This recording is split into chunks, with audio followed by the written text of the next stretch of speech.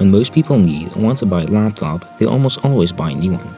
However, no one really seems to stop and think about buying an old laptop. And I'm not talking about last year's model, I'm talking 10-year-old or older laptops. To most people's amazement, they are actually still pretty usable and fast machines, with some exceptions of course. So today I will be showing you how to pick the right old laptop to use in 2021.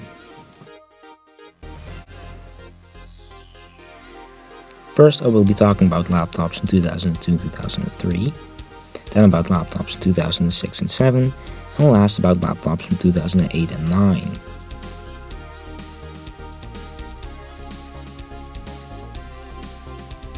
These laptops can be used for web browsing,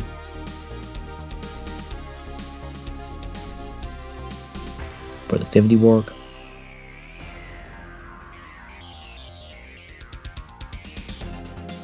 and watching videos. You know about watching YouTube videos, you'll want to use the mobile version of YouTube instead of the desktop version as it loads much faster. To do this, search for mobile YouTube on Google,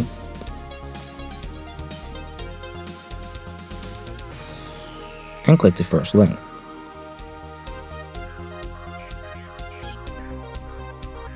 So let's go over the basic information.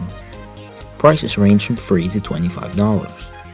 They have about 20 to 60 gigabytes of storage. And the most used screen sizes in these laptops are 12, 14 and 17 inch. Keep in mind that these screens will be 4x3, it won't be widescreen. And most of them come with Windows XP installed, which runs just fine.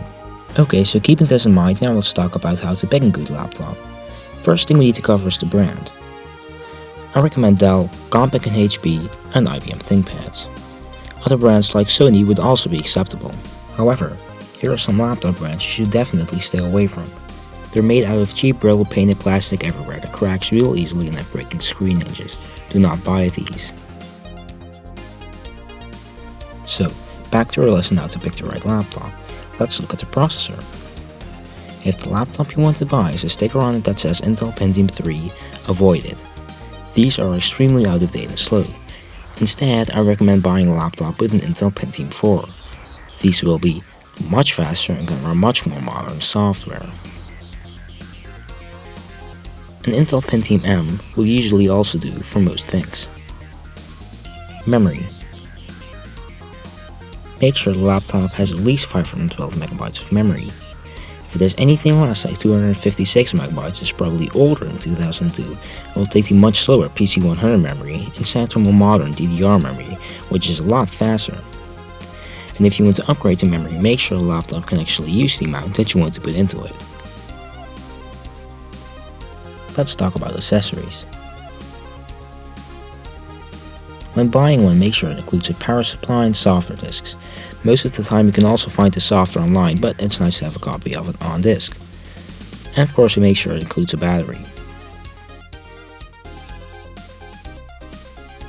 So now let's talk about laptops from 2006 and 2007. Even though they're only a few years newer, they're a lot faster than the older ones.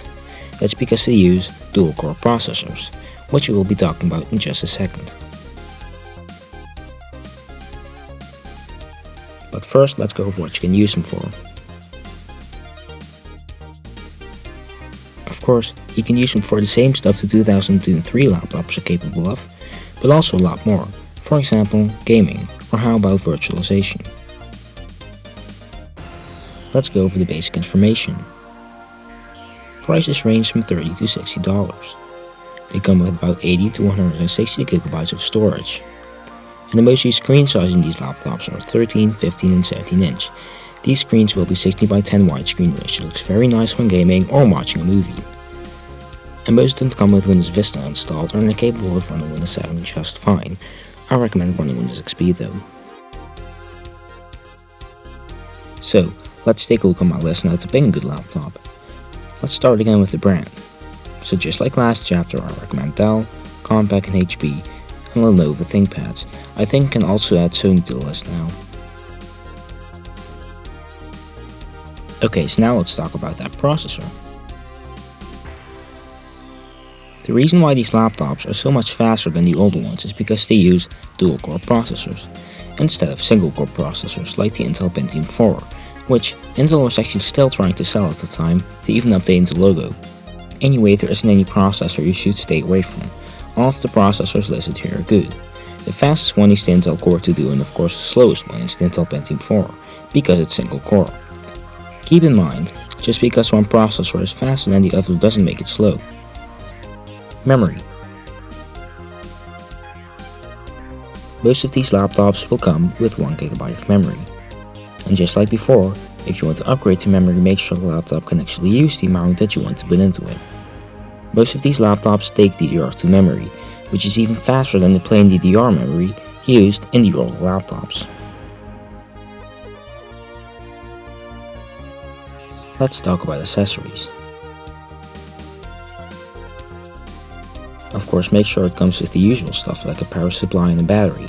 However, for some of these laptops, I've made some really cool accessories like remote controls, webcams, laptop stands, and more. Of course, you don't need these accessories for your laptop to function, but you have to admit they are kinda cool. Now let's talk about laptops in 2008 and 9.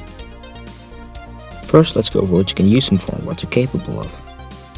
Of course, it does all the things that the older laptops can do, but also a lot more, like video or photo editing. Video chat is also possible because most of these laptops have built-in webcams. So let's go over the basic information. Prices range from $50 to $80. They have about 250 to 500 GB of storage. And the mostly screen sizes in these laptops are 13, 15 and 17 inch. Most of these screens are a true 16:9 widescreen, which is awesome. And they come with Windows Vista or 7 installed and are capable of running Windows 10 just fine.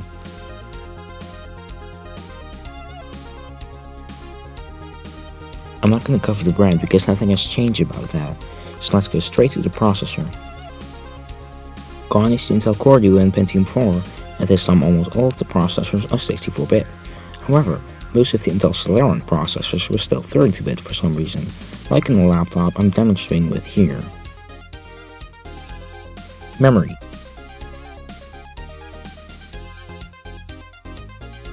Most of these laptops will come with about 2, 3 or 4 GB of memory.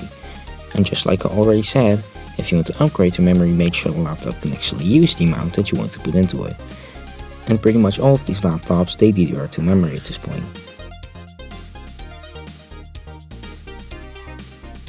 I'm not going to cover accessories because nothing has changed about that either. So let's go to the conclusion of this video. So, just as a quick recap, 2002 and 3 laptops allow for lightweight tasks like browsing the web and watching videos. They're also extremely cheap. 2006 and 7 laptops can handle some more intensive tasks like gaming and also have more storage capacity.